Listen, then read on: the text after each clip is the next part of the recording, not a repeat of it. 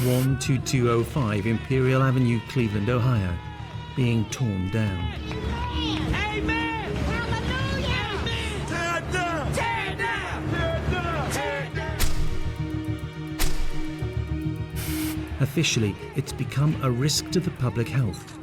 But as it's wiped away from the world, demolition teams cannot remove the memories of what has gone on inside. Those who did manage to escape the horrors of 12205 tell of macabre discoveries. She caught a glimpse of one of the decomposing bodies, which frightened her and just made her, realize, I have got to get out of here. Another victim enters 12205 with a man she thinks charming. He raped her and made her repeat after him, "Yes, sir, I like it."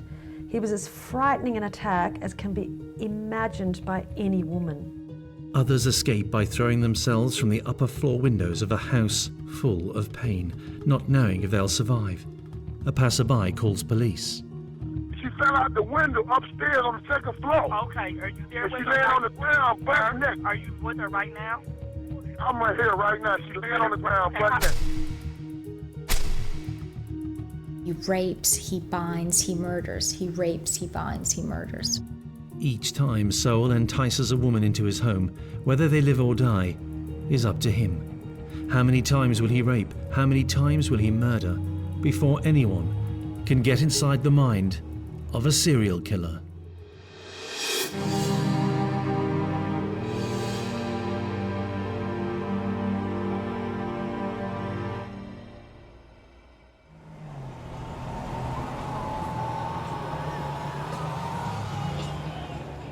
Mount Pleasant, Cleveland, Ohio. Its name belies what a dangerous neighborhood it can be. Between 2007 and 2009, it proves all too treacherous for women walking the streets alone. Anthony Sowell claims to be hearing voices telling him to kill. I think I choked him. Nothing like torture, beat, Yeah. No. Okay. No. What they were like off or something maybe? Or what? What you think would cause you to choke him? I mean, just off the top of your head. Think about it. Punish him? My girl and them something. That's all I can say. That was punishing them because of... I was the punish. Who was the punisher? I can't explain it. When women meet Anthony Sowell, they think he's a good guy, someone with whom to party. Well, I think if you look at the MO that Anthony Sowell used, a lot of the women actually went willingly to his home. And those women had gone to Anthony Sowell's house maybe to use drugs or drink or just hang out with him and had never left the home. A very specific demographic was in danger. Using his bare hands, Sowell becomes a one-man lethal weapon. You had a body that was right here. You had a body that was over here. You had a bag, there was a body in there. Oh, God. Hold on, look, I ain't finished. And you got a body behind the wall. Well, a lot of dirt back there too. A lot of dirt all over that body.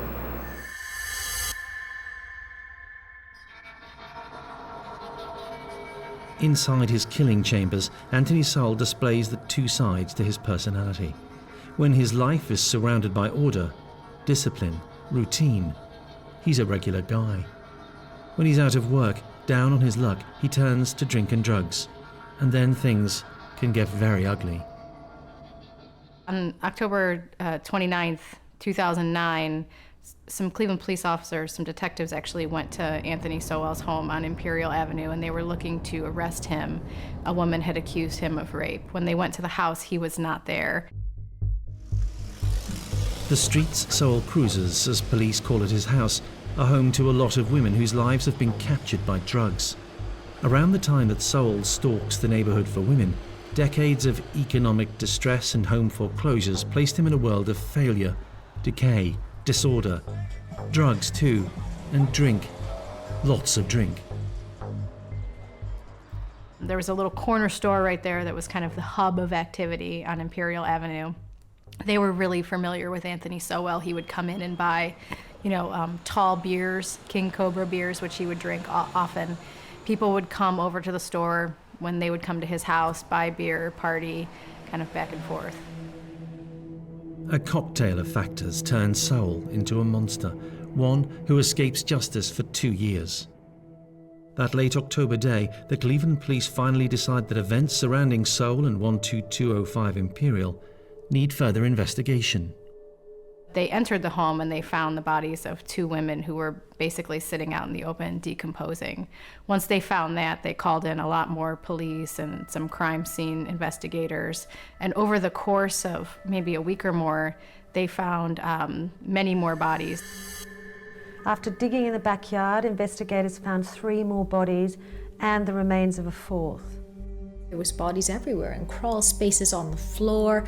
He's surrounded by his handiwork everywhere he turns. One woman, really all they found of her was a skull that was in a bucket under some stairs in the basement.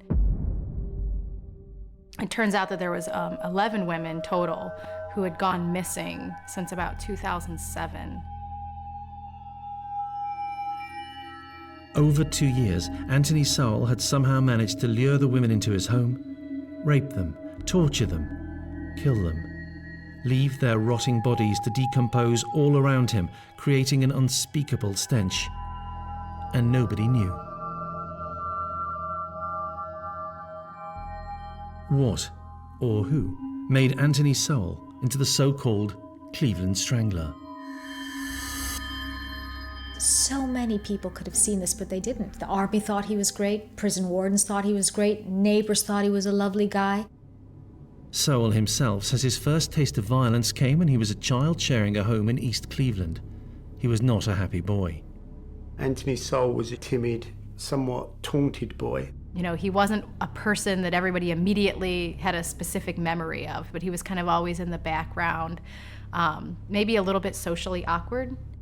He grew up with a lack not only of a father figure, but a lot of very strong maternal figures. He had his mom, he had his grandmother, he had cousins of different ages, he had his 2 sisters. The mother and the grandmother often would beat the children, that Sowell got beaten a lot. She would beat them with an electrical cord to the point that they bled.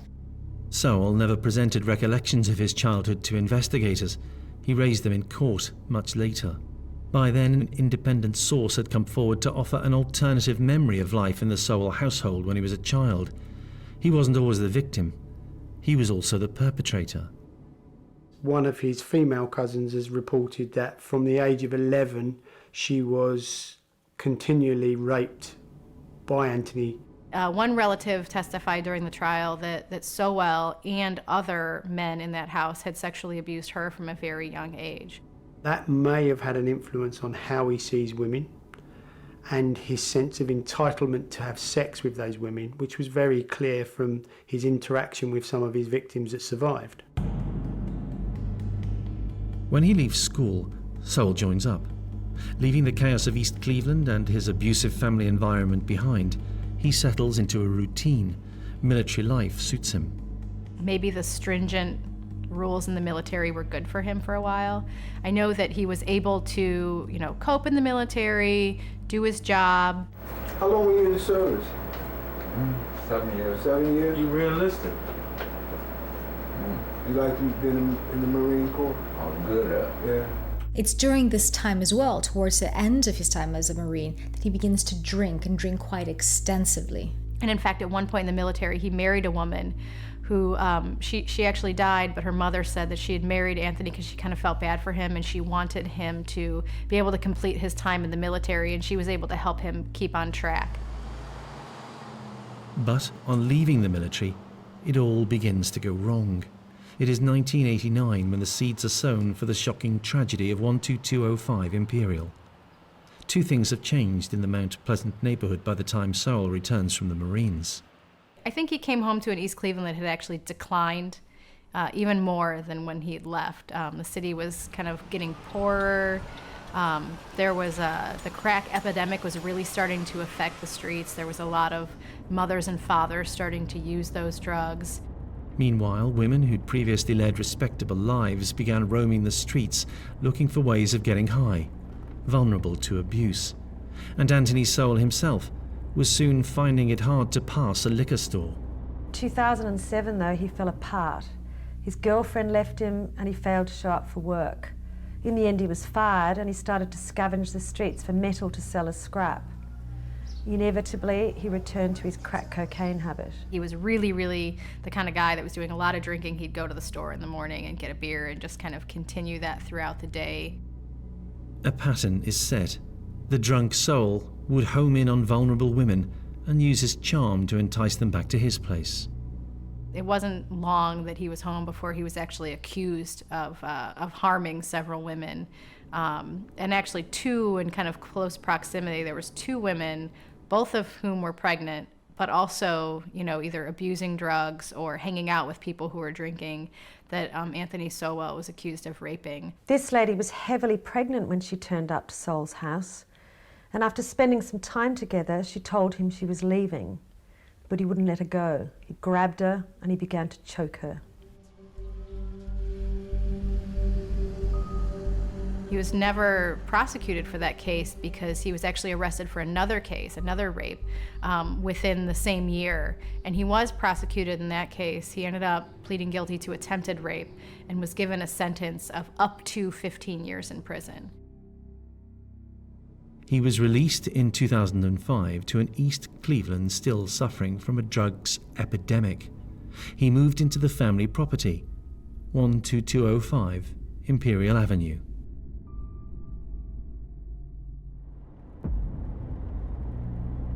Today, where 12205 stood is a vacant lot, and locals like it that way.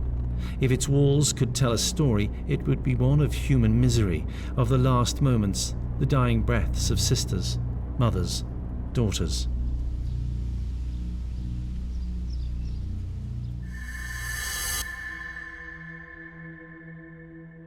Crystal Dozier was described by her mother as the responsible one of her children, before she became addicted to crack cocaine. She could be found wandering the streets of Mount Pleasant. On May 17, 2007, by now a mother of 7 and aged 35, she went out to score drugs. She comes across Anthony Sowell. He had his flirting patter off to a T. He would say, "Hey, do you want to come in and have a drink?" And his house was a place where he would let people crash if they were using drugs and didn't want to go home. The house, you could tell, it was definitely used for a place where people could just crash and could just party. There's beer bottles or beer cans all around. Crystal is in a daze as she hears him. Dreamily, she enters 12205. It looks ordinary enough. Sowell has raped before. He has never killed. But the motive and the method of killing for the first time is always lurking deep inside the mind of a serial killer. Will Crystal Dozier realize in time that she might die at any moment?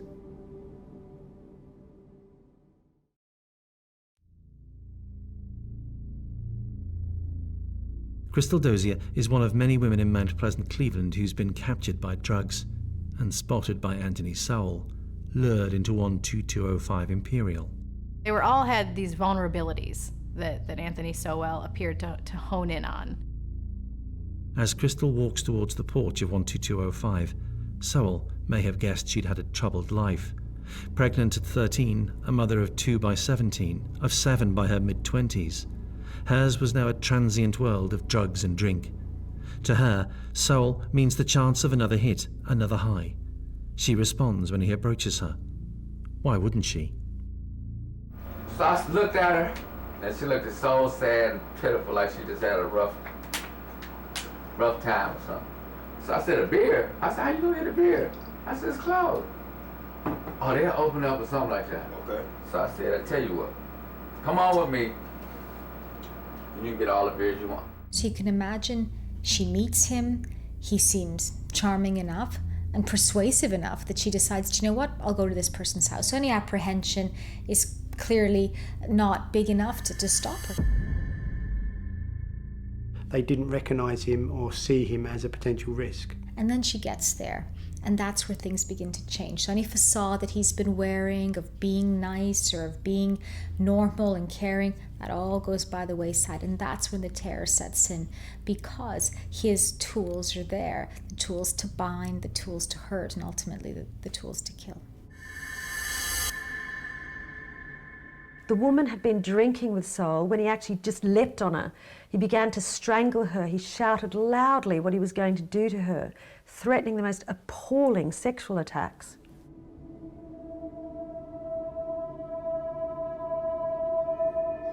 From what detectives could learn later from those who'd escaped the Sowell ordeal, it's likely he carried out his threat and raped Crystal. Sowell, in command, the master of events.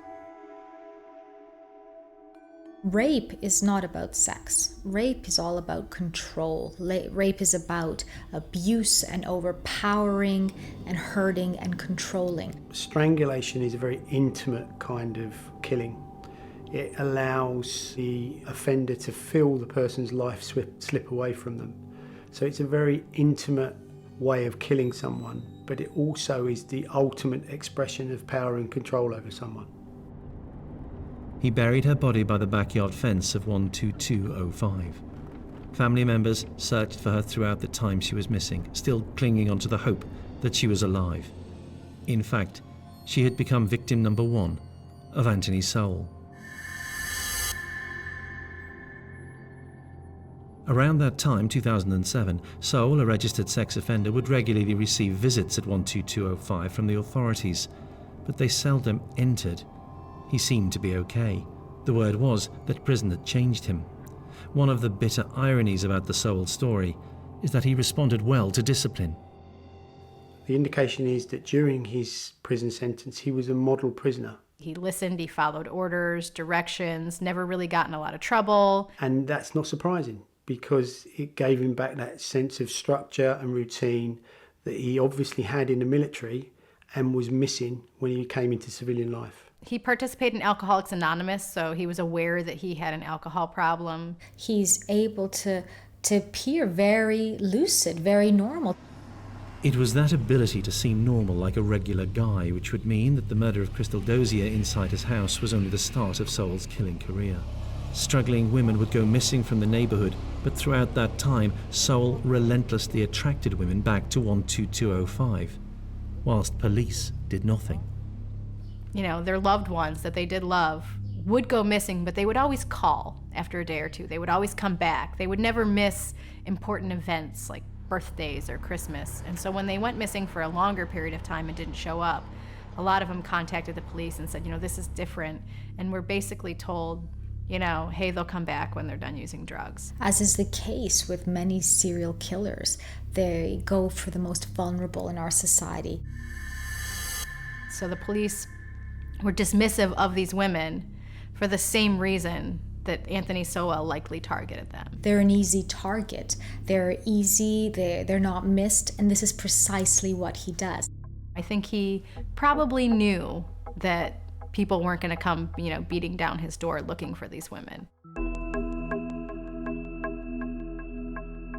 Tishana Culver fitted that precise profile when she went missing in June 2008.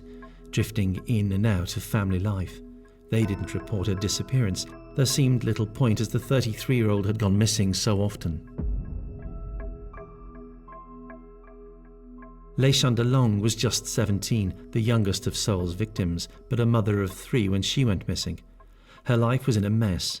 Deemed unfit to raise her children, she was seldom in contact with family members who loved her and who would one day receive horrific news. One family, I think it was LaShonda Long, the only thing they really recovered of her body was her head. And it was in a bucket in the basement, which was very difficult for them. They didn't even have a body to bury. I know one thing about I think always make me mad is they had kids in it. And they was out in the street. Yeah. Okay. That's a big thing in my head. Tonya Carmichael was another who'd been in prison for drugs offences. Her life kind of intersected with Sowell's. Early on, they both grew up on Page Avenue. You know, she knew him, you know, probably tangentially. The families kind of knew each other. Every female that you have brought to the house, have each and every one of them used drugs or using drugs like crack or whatever? Okay. Is that one of the reasons why they come to your house? So they can smoke? Okay. And you telling me that you don't do that? I used to, but you don't do that. Sometimes, but it ain't. But then I'm trying to get the type of women that come to your house.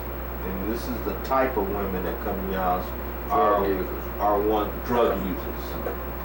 Outright drug users. Pretty sure. Okay. Did you like them though? Did you like them when you met them? Yes. Okay. Well, you weren't mad at them when you met them. You kind of liked them all, right?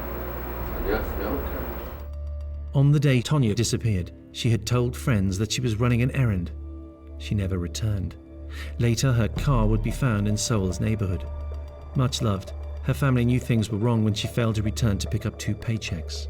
When she initially went missing, you know, her family went to police and they were asking for help to find her. And the police said, you know, well, we know she has a drug problem. She'll come home when she's done using drugs. And this family really, they put up flyers. They were really searching for her, especially her daughter, Danita Carmichael, really cared for her mom deeply and was searching for her. And so this was really difficult for her. 15 months after claiming his first victim, Anthony Sowell killed 3 more times, and nobody suspects him of a thing, which means that the man who would become known as the Cleveland Strangler is still at large. The police even received more reports about him. 2 or 3 other women had made reports that mentioned him. You know, there was one woman in particular, Gladys Wade, who in December 2008 said that Sowell approached her. She was walking past his house and tried to drag her in and attack her, and she fought him off. And when she reported her crime to the police, they found that she wasn't credible. And so after arresting him, they let him go. Released to prey on people like Michelle Mason. Michelle was in a rare moment of happiness in her life. Thought to have kicked her heroin and crack cocaine habit, she was finally living independently. But on one October evening, she seems to have entered the home of Anthony Sowell without suspecting what was going on inside the mind of a serial killer.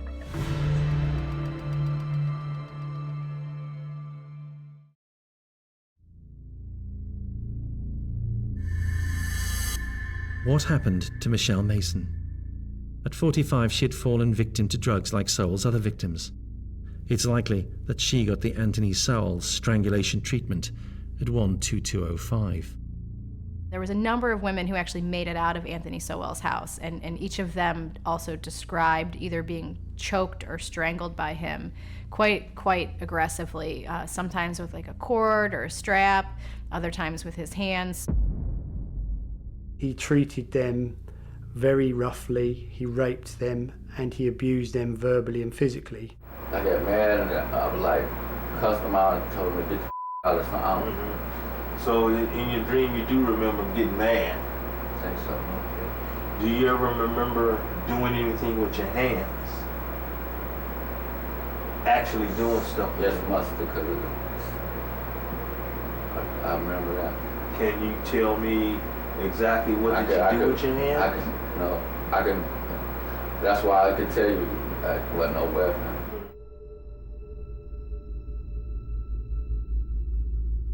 Michelle's body would become one of those found at 12205 Imperial, victim number 5, and still no investigation into Sowell, a known sex attacker.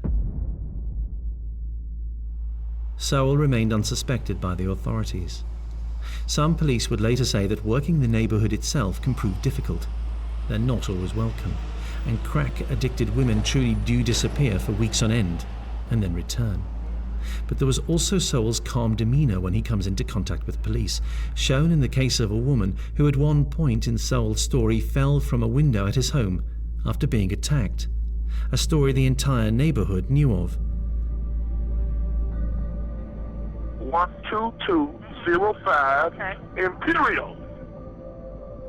A passerby called in the incident. Indignant at the time it was taking to get help. As the neighbors of Sowell on Imperial Avenue watched, the passerby describes what he can see. She look like she around about 40. About 40? All right. Yeah. Is she conscious? She can't get up, though. But she is awake, right? Look, I ain't even trying to go near her. I gave her my Awake. T-shirt to put on. Is she awake? She kind of awake and going in and out. Breathing? Yeah. And which window did she fall out? The first or the second? I don't know. Was it less than 6 feet or more than 6 feet? Second, yeah, 12, 15 All right. feet. All right. There we go. And it happened just now, correct? Yeah. The case where the woman fell out the window, Anthony Sowell actually went to the hospital with that woman, and as the police were trying to question her, she was kind of afraid to say anything because he was there. You know, he told the police, well, we were just using drugs together, and she accidentally fell out of the window. You know, she later said that he was, attacking her. Hers was not the only story of getting trapped by a man, raped, and who would escape only to be ignored by authorities. Once out of the house, the women recounted horrific stories. The pattern seems to be that he's initially very charming and able to connect with women and lure them back to his house. But once he gets them back there, he begins to lose control. He begins to lose his temper. He begins to want to assert his power over them, his abuse over them. And that's where we see time and time again. He rapes, he binds, he murders. He rapes, he binds, he murders. Sowell again remains free to attack. Essentially, people like Anthony Sowell and other serial rapists that have since been discovered, they were smarter than the police. They were smarter than the community. They knew that these women, and they, the women probably knew in some ways too, that nobody would care. Ironically, he saw women as people who should be perfect. They were not supposed to have flaws. He hated the fact that they used drugs and would even say things to them about it, and know he wanted to help them, but then he would also do it himself. So he definitely had this strange relationship where he would meet women who had drug problems. He would kind of entice them into his home, with the idea of drinking or using drugs, but then he would also try to be very caring. Well, let me get you some clothes. Let me feed you. You look like you need to eat. Someone was telling me that, and it stands to reason. He said that when he has these dreams, he meets these girls. Some of the girls remind him of his girlfriend. Mm-hmm. And I asked you, was anything that they said or was anything that they did?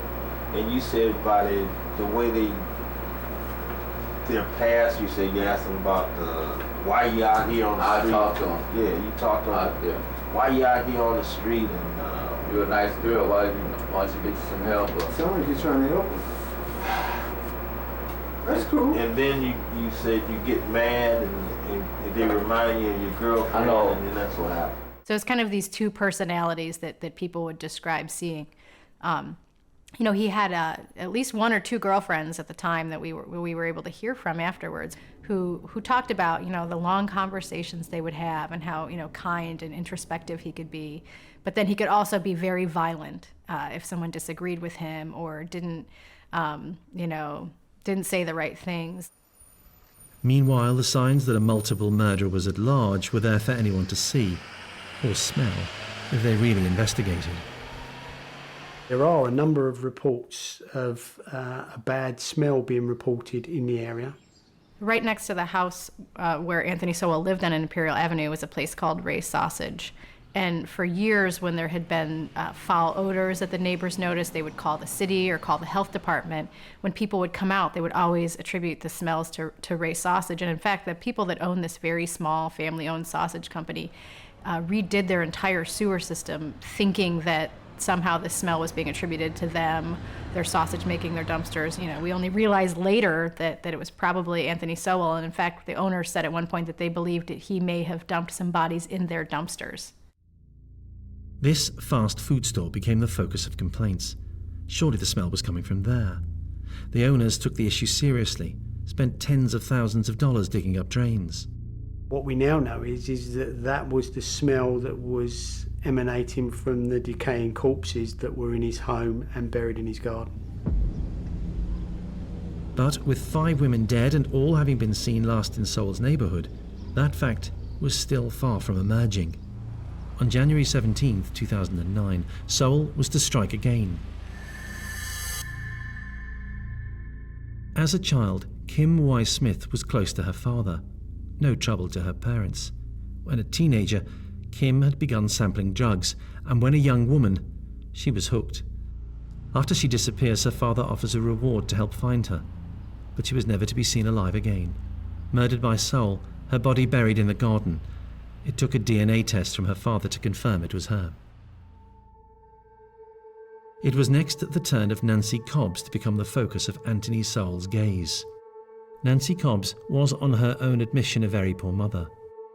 But as she got older, so she got her life back in some sort of order, helping raise her grandchildren, but often being seen with a man drinking beer on a stoop.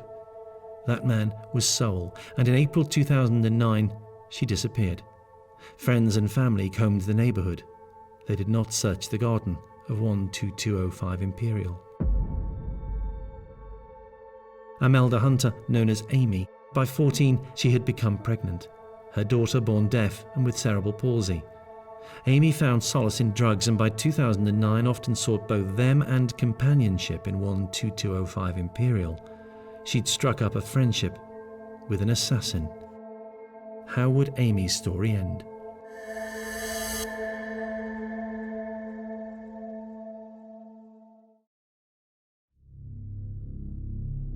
Inside the home of Anthony Sowell, Amy Hunter will have seen the clothes left abandoned after Sowell had claimed the lives of his victims.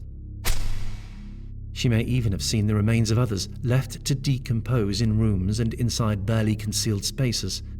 Certainly, she would have been overwhelmed by the stench of putrefying flesh. But, likely as not, heavily under the influence of drugs, she was powerless to either escape or avoid the same fate of the women whose bodies were all around her. She became victim number 9 of the Cleveland Strangler. Still no outcry in the neighborhood as so many women went missing, and still no suspicion about Sowell, who'd actually become a popular fixture on Imperial Avenue. He really had this kind of outward appearance to the neighborhood where he would hold barbecues and chat with people. They didn't really suspect him of doing anything like this. Janice Webb liked to party, the joker according to her family. The same profile as the others, addicted to crack cocaine, often seen wandering the streets looking for a way of satisfying her lethal habit, falling under the spell of a man who by now was running out of space to store the bodies. All I say is under 10, that's all I. So, hold up, let me see. If you were in my shoes, what would you want me to tell you? 10, 9, 8, 7, 6. I don't know. He was literally leaving them at his feet. Some believe by this stage he had lost his mind. The fact that he murdered 2 women and just left their bodies on the floor of his home with no attempt to conceal them really does suggest that there was some kind of underlying mental illness, potentially compounded by his drink and drug problems. There's not just a sense that he's killing and neatly, tying everything up and moving along and trying not to do this again. There's a sense that this is who he is. This is his life. He's surrounded by his handiwork everywhere he turns. Talicia Forston was just 31 and a mother of 3 by the time she had been captured by crack. Sowell's 10th victim. Her remains later found, buried in the garden. 8 weeks later, in September 2009, Diane Turner was to become victim number 11. Her fragmented family life meant not only that nobody reported her missing, even after her body was recovered from 12205, it would remain unclaimed, unrecognized in the city morgue for nearly a year. You got 4 bodies up top. You got 1 body in the basement. There's no more room in the house for bodies. So you gotta go outside. This would make her most likely the last one. Actually, sheriff's deputies visited his house and he had to check in regularly as a sex offender. And I think the same week as these bodies were discovered, they had checked in on him at his home, and they had just never entered his home because that wasn't part of what they did. If they did, they probably would have noticed something amiss or smelled the foul odor that neighbors had been complaining about for years, but couldn't really pinpoint, where it was coming from. The series of killings finally ended towards the end of October 2009. It was not because of any great detective work. Rather, it was because Sowell did not complete his usual routine of attack, rape and murder. A woman called Latundra Billups joined up with Sowell for them to jointly buy crack before returning to 12205. An officer finally investigates and discovers other allegations of rape against Sowell, and police on October 29th finally entered 12205 Imperial Avenue. When police went back to Anthony Sowell's house to arrest him for the rape, they initially just kind of walked into the house, and when they went upstairs, they found the two bodies that were decomposing pretty much out in the open, or maybe just only slightly covered over. So then they decided they needed to go over the whole house from top to bottom. They cordoned off the house, the backyard, and when they started digging in the backyard, I think they actually used some special sensors and found that there were some bodies buried underneath there. So they unearthed a number of the bodies from the backyard.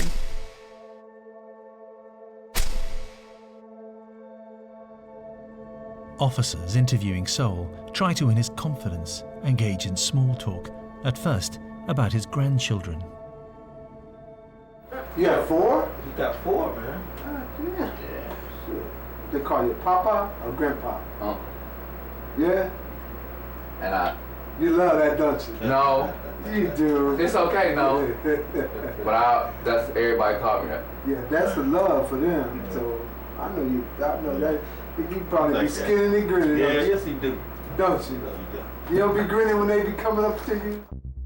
Anthony Sowell had entered the macabre pantheon of serial killers known throughout the world. Under police interrogation, despite protesting that the voices in his head had something to do with the murders, he eventually gave in to the truth. So this boy born on a street in this unassuming green house with cousins and a mother and a grandmother grows up to be the notorious Cleveland Strangler, known for his viciousness in attacking women.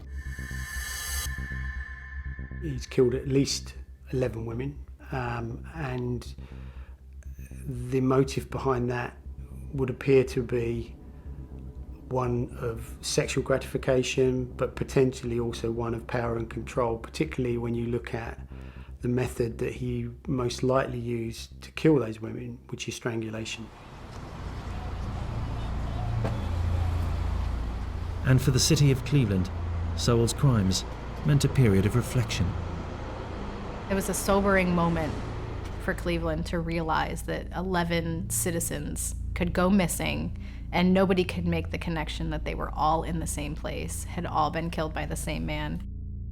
For a while, 12205 was left standing, a reminder of Sowell's crimes where artifacts of the women had been abandoned, clothing and jewelry and other things in the upstairs apartment of his home. No justice! No peace! No justice! No peace! No justice! No peace! Say it! No justice! No peace! No justice! People moved quickly to get control of the house so that they could knock it down. And, within the year, the house was bulldozed and made into an empty lot.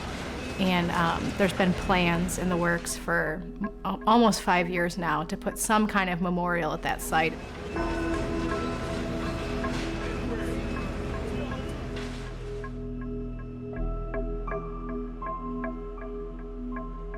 I think it left the whole community numb. How could we let this happen? How could we let this happen? Sowell was given the death penalty in 2011, a sentence not yet carried out.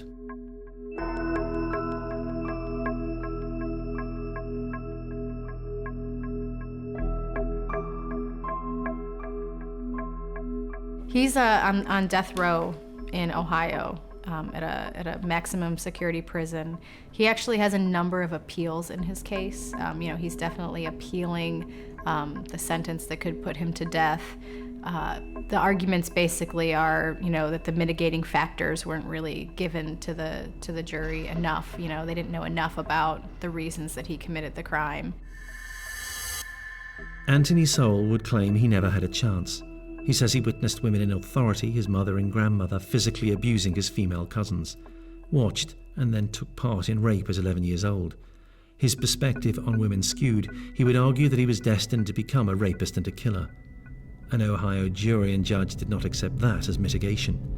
His steady military record and, ironically, his time in prison proved that he knew how to behave. His house of horrors was evidence of a mind twisted, but Sowell was sane enough to know that he had denied a future to the most vulnerable women of the neighborhood. 12205 Imperial is no longer there, but it has given up its secrets, so the knowledge of what Sowell did will haunt Cleveland forever.